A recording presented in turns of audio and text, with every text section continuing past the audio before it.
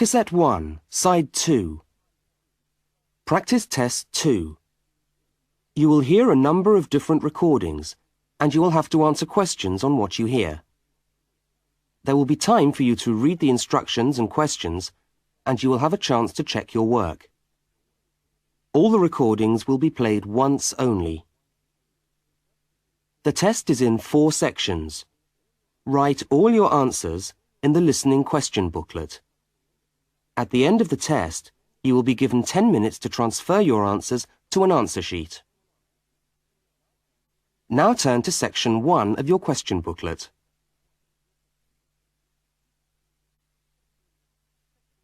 Section 1. In this section, you will hear 2 overseas students, Kate and Lukey, being interviewed by a university counsellor. First look at questions 1 to 5.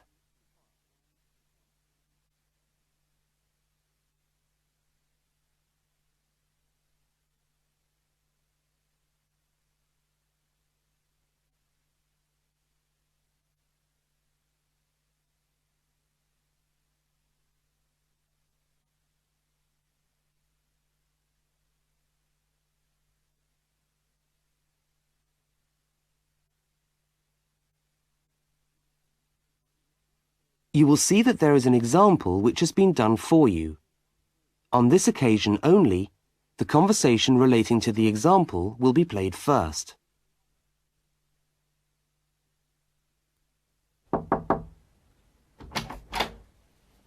Hi there, Kate. Come on in. How are you today? Fine, thanks. Hi, Lukey. How's things? Okay. Well, as I explained on the phone, I'm a counsellor here at the Student Services section of the university. And I'm interviewing overseas students to help me draw up a guide for new students. So I'd be grateful if you could tell me a little about your time since you've been here in Cambridge. Right. Good idea. Now, Kate, let's start with you. Okay, this is your 2nd semester, isn't it? Could you tell us something about your first impressions of the town when you arrived? Yeah. Well, first of all, I was struck by how quiet it is here in the evening. Kate's first impression of the town is that it is quiet in the evening, so quiet is the answer. Now we shall begin. You should answer the questions as you listen, because you will not hear the recording a second time. Now listen to the first interview with Kate and complete the notes by filling in the numbered spaces 1 to 5.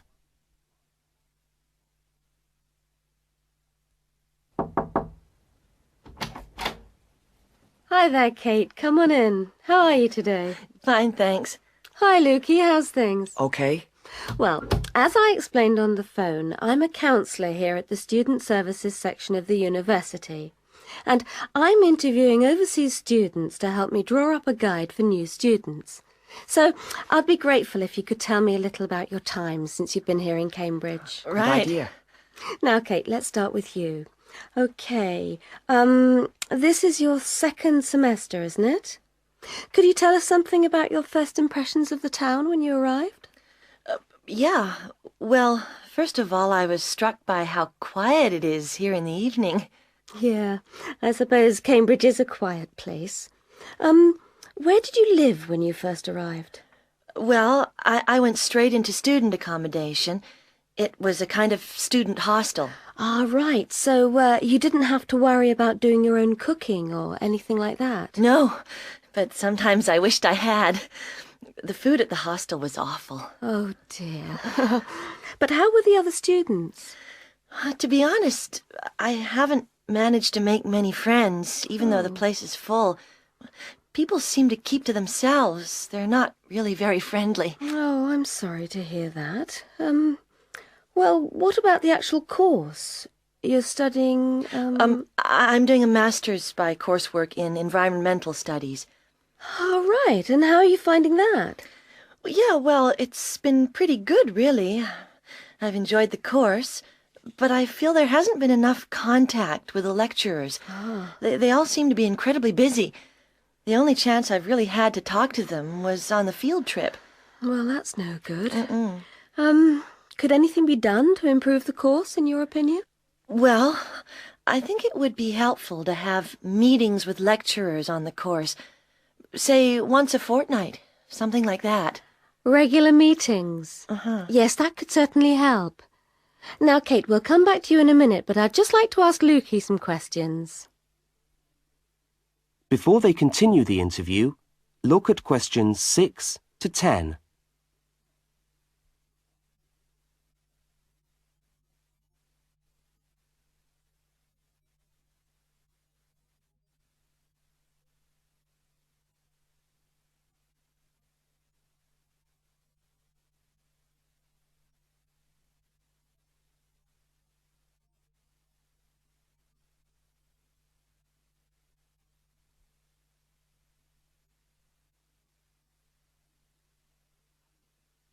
As you listen to the rest of the interview, complete the notes. Lukey, where are you from? I am from Indonesia. And how did you find Cambridge when you first arrived? Well, I like it here. I think the city is very beautiful. What about your accommodation? Was that okay? Yes, okay. At first, I stayed with a family for 3 months. They were very kind to me, but they had 3 young children and I found it difficult to study. Right, I see. So after 3 months, I moved out, and now I live with 2 other students in a student house. It's much cheaper and we like it there. Good. And, what about your studies? What are you studying? I'm doing a Bachelor of Computing. Computing, I see. Apart from the language difficulties, if you can separate them, how have you found the course?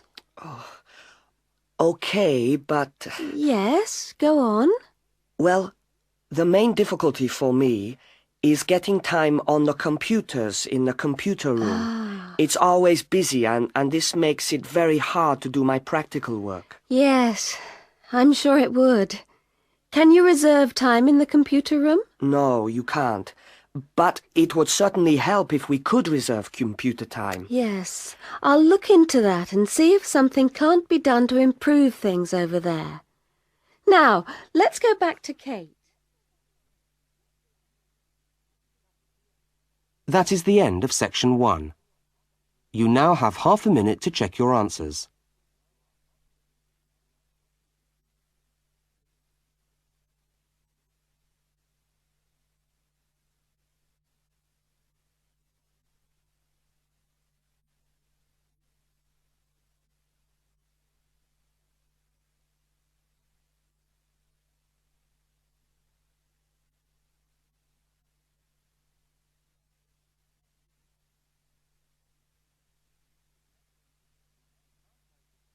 Now turn to section 2.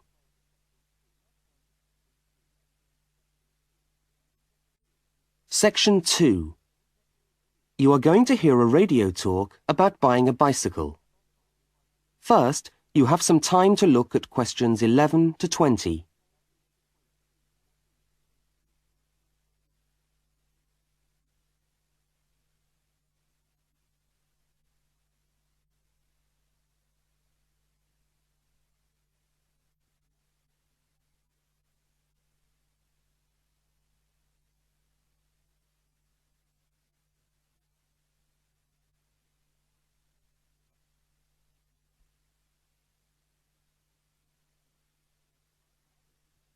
Now listen to the first part of the talk and complete the notes by filling in the numbered spaces 11 to 20.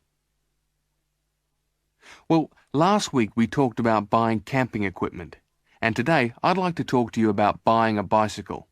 A simple enough exercise, you might imagine, but there are lots of things to look out for to make sure you get the best deal for your money. Well, the range of bicycles is enormous.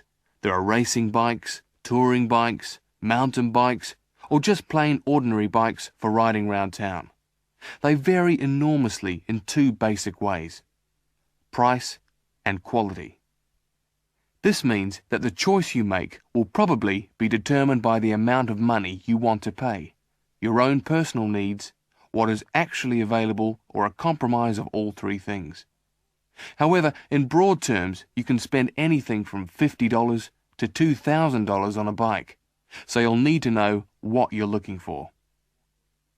Single-speed cycles, that is bikes with no gears, are really only suited to short, casual rides. Their attraction is their simplicity and reliability.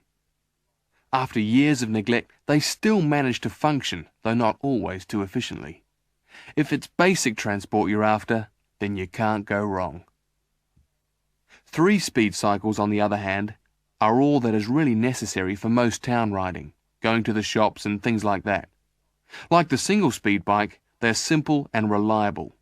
If you are going to be going up and down lots of hills, then you'll probably want something more efficient. 5 and 10-speed bicycles are best suited to riding over long distances or hilly terrain and to serious touring. So if it's serious touring you're interested in, get a 5 or 10-speed bike. However, it's worth remembering that the difference in price between a 5 and 10-speed cycle is usually very little, and so it's well worth paying that little bit extra to get the 10-speed one. So I would tend to recommend the 10-speed bike as the price is similar. However, you'll be getting better quality components. Now the next thing we need to look at is size. Buying a cycle is like buying clothes. First of all, you find the right size and then you try it on to see if it fits. Contrary to what you might imagine, the size of the cycle is not determined by the size of the wheels, except in children's cycles, but by the size of the frame. So you'll need to measure the length of your legs and arms to get a frame that is the right size for you. Well, that's all from Helpful Hints for today. That is the end of section 2. You now have half a minute to check your answers.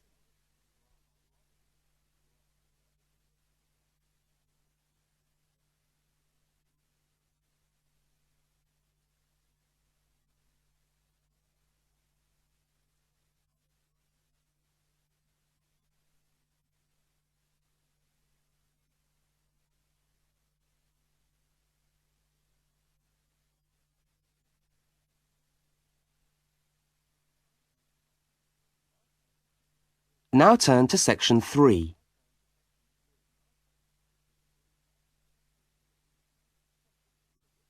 Section 3. In this section, you will hear a conversation between two students, Fiona and Martin, talking about a tutorial topic. First, look at questions 21 to 24.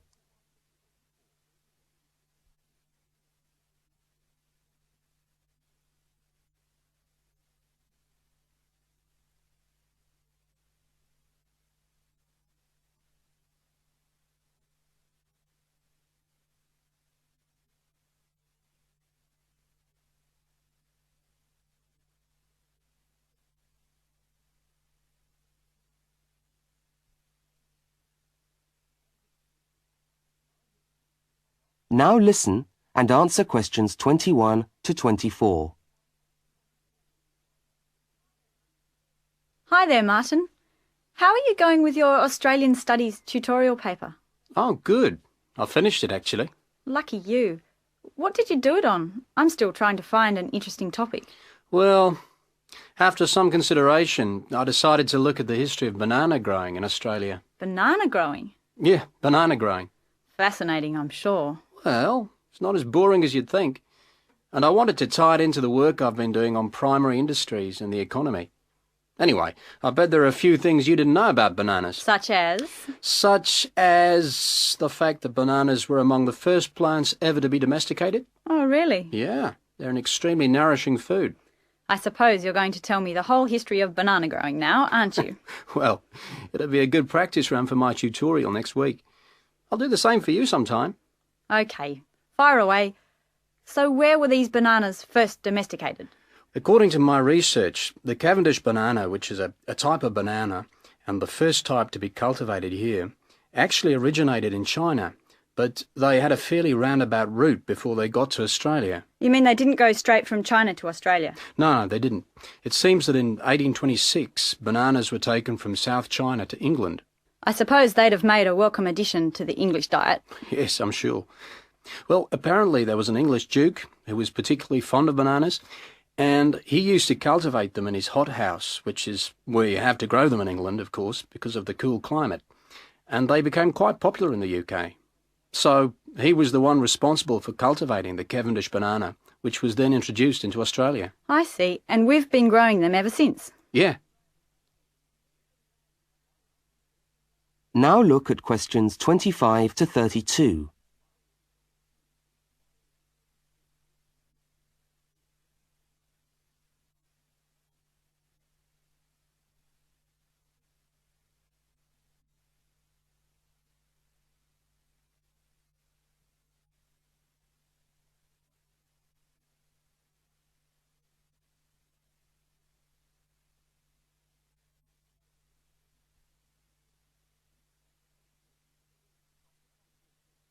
As the conversation continues, complete Martin's notes.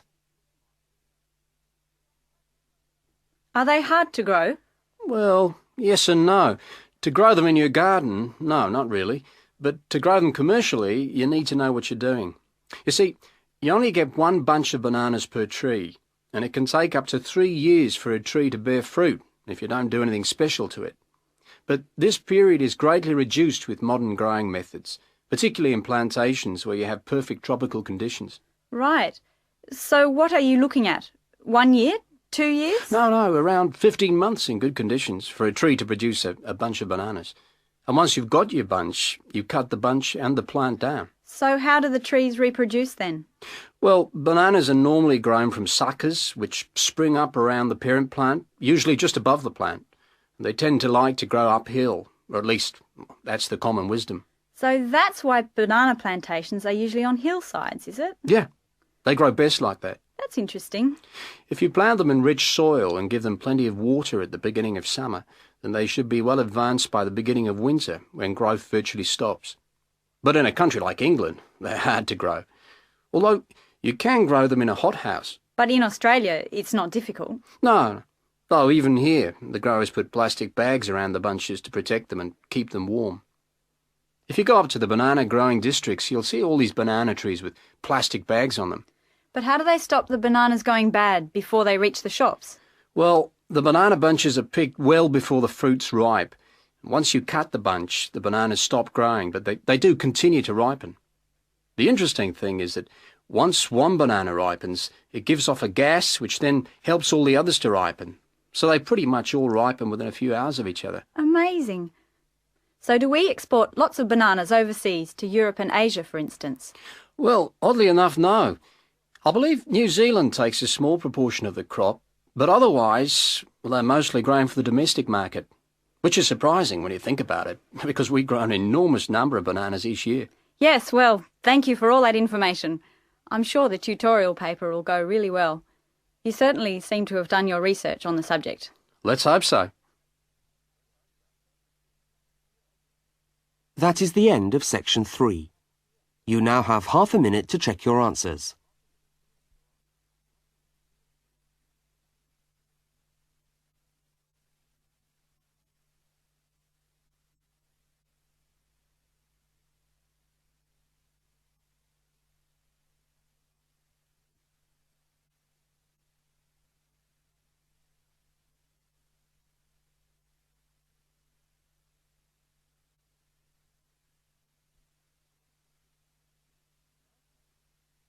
Now turn to section 4.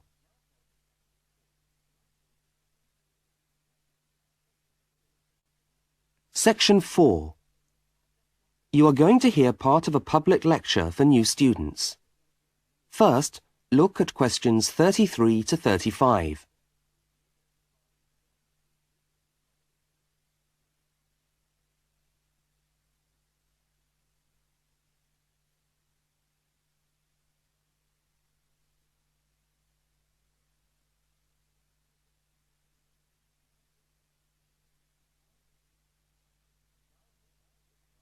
Now listen and answer questions 33 to 35.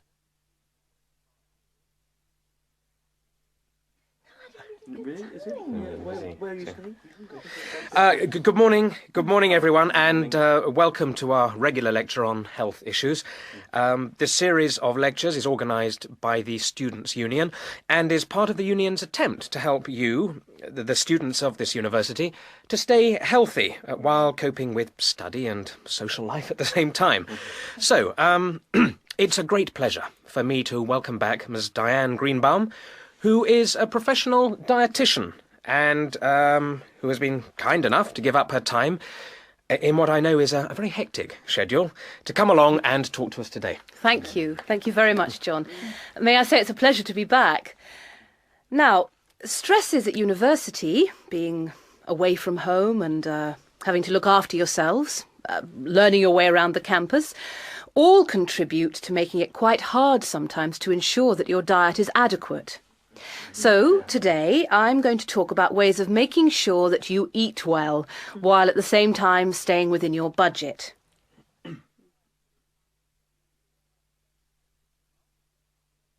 Now look at questions 36 to 41.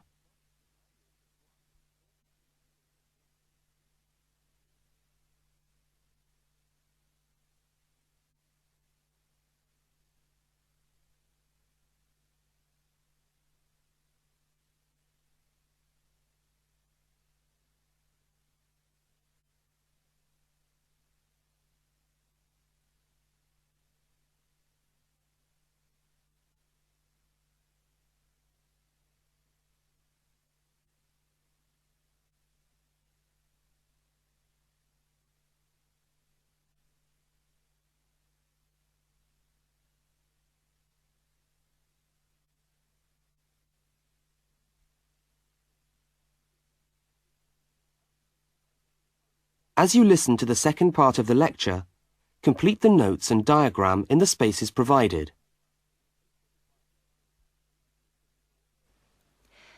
If you have a well-balanced diet, then you should be getting all the vitamins that you need for normal daily living. However, sometimes we think we're eating the right foods, but the vitamins are escaping, perhaps as a result of cooking, and anyway, we're not getting the full benefit of them. Now, if you lack vitamins in any way, the solution isn't to rush off and take vitamin pills, though they can sometimes help. No, it's far better to look at your diet and how you prepare your food. So, what are vitamins? Well, the dictionary tells us they are food factors essential in small quantities to maintain life. Now, there are fat-soluble vitamins, which can be stored for quite some time by the body, and there are water-soluble vitamins, which are removed more rapidly from the body. And so a regular daily intake of these ones is needed. OK, so how can you ensure that your diet contains enough of the vitamins you need? Well, first of all, you may have to establish some new eating habits. No more chips at the uni canteen, I'm afraid. Now, firstly, you must eat a variety of foods.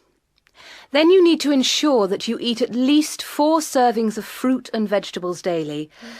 Now, you'll need to shop 2 or 3 times a week to make sure that they're fresh, and store your vegetables in the fridge or in a cool, dark place. Now, let's just refresh our memories by looking at the healthy diet pyramid. OK, can you all see that? Yep. Good. Well, now, as you see, we've got 3 levels to our pyramid. At the top, in the smallest area, are the things which we should really be trying to avoid as much as possible. Things like, yes, sugar, salt, butter, all that sort of thing.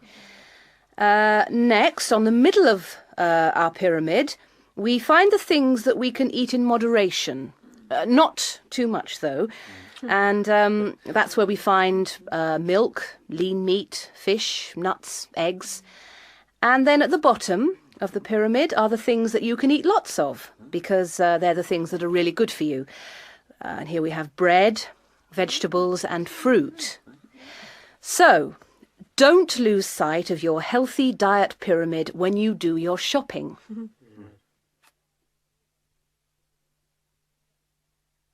That is the end of section 4. You now have half a minute to check your answers.